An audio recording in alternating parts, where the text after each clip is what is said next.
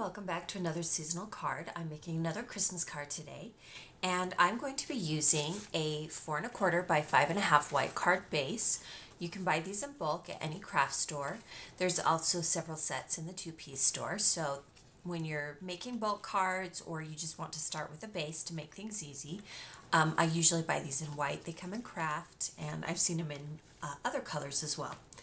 Then we are going to be using some die cuts today. I will be using this larger one.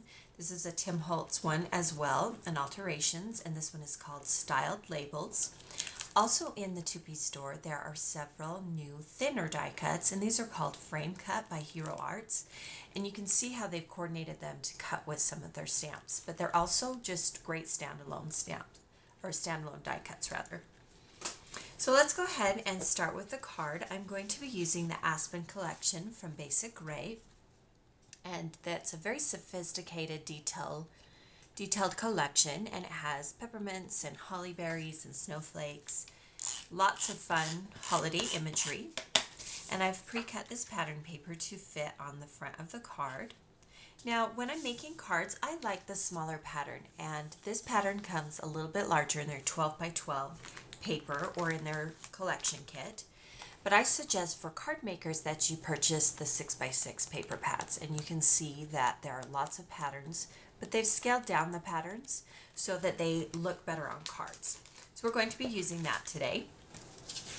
This is a solid red from that same collection, from that same paper pad, and I'm going to make a banner from it using that same technique of notching the end and then cutting from corner to the top of the cut. That just ensures you get a nice even banner shape. So I'd like to add some scallops to the side of this, so I'm going to be using a scallop border punch. If you haven't purchased a border punch yet, I suggest that you get a few. Start with the basic shapes like scallops or pinked edges, and then move on to more decorative shapes. And the way that it works is you cut your cardstock, and then this is how I do it. There's a lot of different ways to do it, but I'm going to align the corner of the cardstock with the top of this cut. And then Fiskars has provided a grid on the other side of the cut, other side of the punch, and I align the first scallops with the pattern right here. And when I punch again, it will perfectly align those scallops, and I continue to follow that pattern.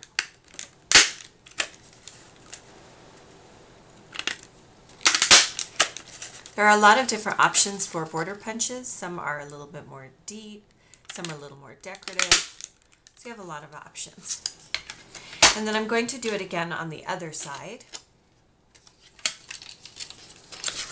because I need 2 of these border punches. Again, I align the corners with the top of the punch. But you can do it however you've been doing it with your punch. Align those scallops and punch again. Now you can see that I want to add a border punch on each side of the red banner strip, the red pennant. So I'm just going to hand cut these border strips out, and I'm going to add adhesive to the first side, and I'm going to align the scallops. And then using my scissors, I'll trim off the excess. Same thing on the other side, add adhesive.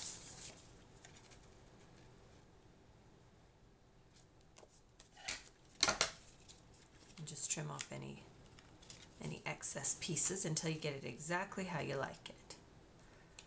And then I usually come back and make sure both sides are even. All right, we'll go ahead and adhere this big pennant to the card. You'll notice that by doing it on both sides, doing one scallop instead of the entire piece of cardstock, I waste less cardstock. So that's just a money-saving tip. Also from that 6 by 6 paper pad, I've cut some green polka dot and some teal blue snowflakes. And I'm going to notch the green one, and I'll cut the blue one at a diagonal.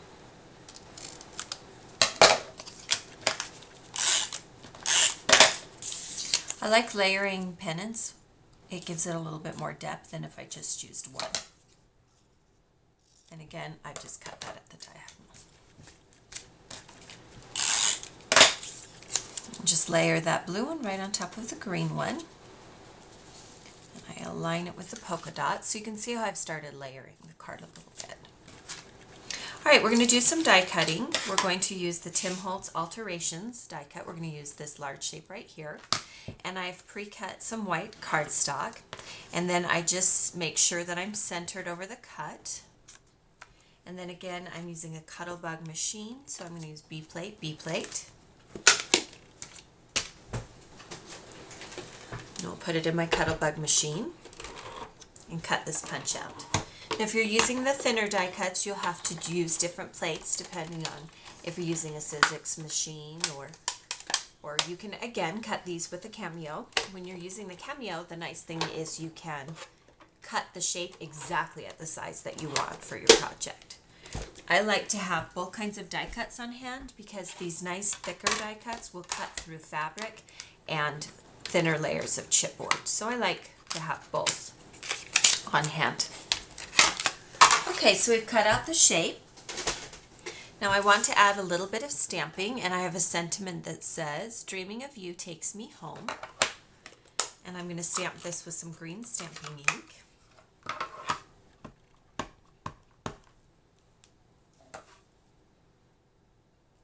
want to make sure that it's centered.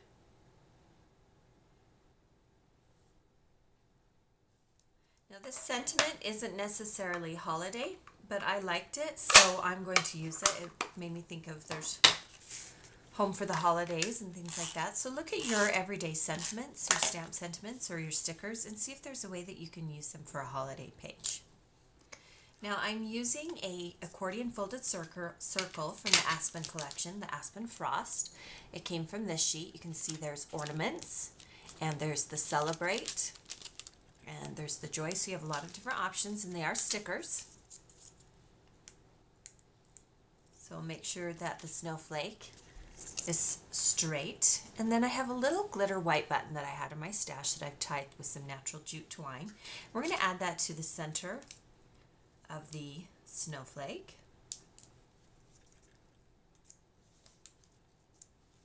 Now it looks a little plain right now, so I'm going to dress it up a little bit. So I'm going to use some different embellishments, and I will add those to the card. So again, I'm going to use these pearl buttons from Doodlebug Designs, and this time I'm going to mix a couple of different colors to match this feel of the Aspen Frost. And then I want to add a little bit of texture down here, so I'm going to come back and get my crochet twine. It's natural jute colored crochet twine, and just around the bottom of the blue snowflake, I'm going to wrap twine around it several times. And then we'll tie that off. So I like to look for ways that I can add a little bit more dimension to the cards. We'll tie that in a bow as well.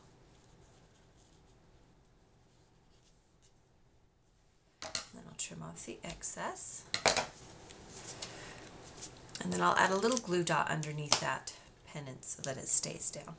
You could curve them up with your finger or paintbrush. I'm just going to leave it as is. And then I want to add some more pearl brads down here just to balance out the brads. So there you have today's seasonal card. Be sure to follow the link to my blog for the complete supply list and watch for the next seasonal card tomorrow.